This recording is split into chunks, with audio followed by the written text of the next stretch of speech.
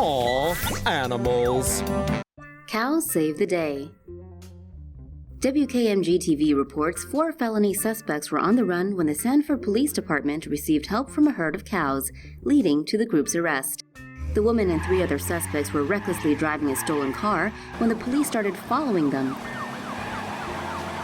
The woman, identified as Jennifer Kaufman, then decided to ditch the car and started running into a cattle field. It seems like the cows were not happy with Kaufman invading their territory. They started chasing her, but luckily for her, they weren't terribly aggressive and didn't attack. The woman managed to run away from the cows, climbing over a fence where the police were waiting to arrest her. The other fleeing suspects were eventually arrested too. Maybe now the police can consider a special cow herding unit? Who doesn't like animals? You got a friend in me. A baby beaver rescued by a Canadian conservation center in 2016, who later gained internet fame as the lonely beaver, has found a friend and is lonely no more. The 5-week-old baby beaver was found alone on a golf course in northwest Calgary with wounds on her tail. The beaver kit was admitted to the Alberta Institute for Wildlife Conservation so it could recover, and that's where she's been since. Aw, isn't she adorable? Noticing the female rodent was all alone, netizens quickly nicknamed her the Lonely Beaver. But it seems things are about to change for the better. Earlier this year, a 2-year-old male beaver was admitted to the conservation center after he was found in a storm drain with a bite wound on his lower back. Beavers live better when they have a companion, so the conservation center decided to introduce the two to each other. According to their handlers, the two are now best friends, and since they haven't reached breeding age, their relationship is purely platonic, for now. These 2 adorable beavers will be released together in June 2018. Since caring for wildlife is generally expensive, the Conservation Center has set up a GoFundMe page for the pair's medical costs, which are expected to amount to $23,000. Lioness sprouts majestic mane. Vets at the Oklahoma Zoo were downright baffled after one of their female charges began to grow a very distinctly male feature.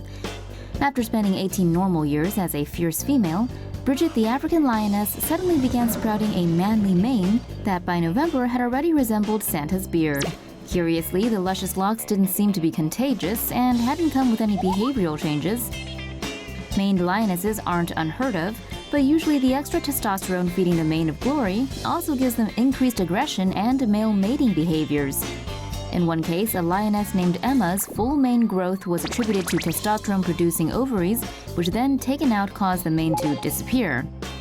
Bridget's zoo has taken a blood sample to figure out if it's a testosterone issue, though it's also possible she has a benign tumor on the adrenal or pituitary gland. In any case, her handlers aren't too worried, since the extra hair doesn't seem to be affecting their big girl's health. Is this humane? An Oregon court ruled that a Southern Oregon couple must silence their incessantly barking dogs by surgically removing their vocal cords. The couple was sued by neighbor Deborah and Dale Crean in 2012 over the noises several of their Tibetan Mastiff dogs were making by barking. The Creans were compensated $238,000 for putting up with the noise, and the judge also ordered that the owners de-bark their Mastiffs. According to the American Veterinary Medical Association, de-vocalization or de-barking requires surgically cutting an animal's vocal cords, which decreases the volume, pitch, and intensity of the animal's bark. The technique is considered a last resort by the Medical Association and is strongly opposed by various animal rights groups in the U.S. The owners told Oregon Live that the dogs were raised to protect their sheep from predators. However, the court ruled that their Tibetan Mastiffs weren't ideally suited to work with livestock and ordered them to debark the dogs or replace them with pooches that were more suitable for the task. The Oregon chapter of the Humane Society of the United States said that there are other ways to discourage a dog from barking, such as with citronella spray and shock collars, or by simply building a visual barrier between the dogs and the neighbor's property. It's unknown whether the couple plans to appeal the decision to the Oregon Supreme Court. Raccoon family shows off its incredible teamwork skills. In the animal kingdom, it's all about teamwork. Video footage uploaded to LiveLeak shows one raccoon family working together to scale a wall. The footage starts out with a mother raccoon trying to push up one of her babies, while another baby is behind her, trying to lend a helping paw. The mother grabs the little guy but loses her grip on the little feller, causing him to drop back down. The baby starts to climb up the wall by itself, and that's when the mother grabs it by the back of the neck and starts to pull the little one up. With the mother holding on to the wall with her two back paws, she slowly backs up and finally helps the baby get over the hump. Mission accomplished. King cobras found in chip cans smuggled from Hong Kong. You've heard of a can of worms. How about a can of snakes? A man in Los Angeles is facing charges of illegally importing merchandise, the merchandise being a package full of live reptiles. In March of 2017, U.S. Customs and Border Protection officers intercepted a parcel that raised some red flags. Shipped from Hong Kong, inside the package were a few cans of potato chips, or so it appeared. When the lids were popped, the snake sprang out. 3 venomous king cobras, each roughly 2 feet in length, needed to be contained. 3 albino Chinese softshell turtles were also found. The shipment was addressed to 34-year-old Rodrigo Franco, who consequently had his home searched by federal agents this week.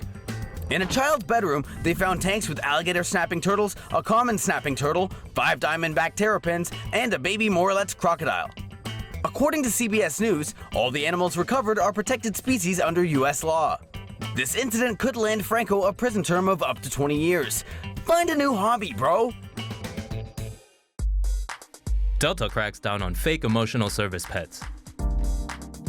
Delta is tightening regulations for passengers who travel with emotional service pets.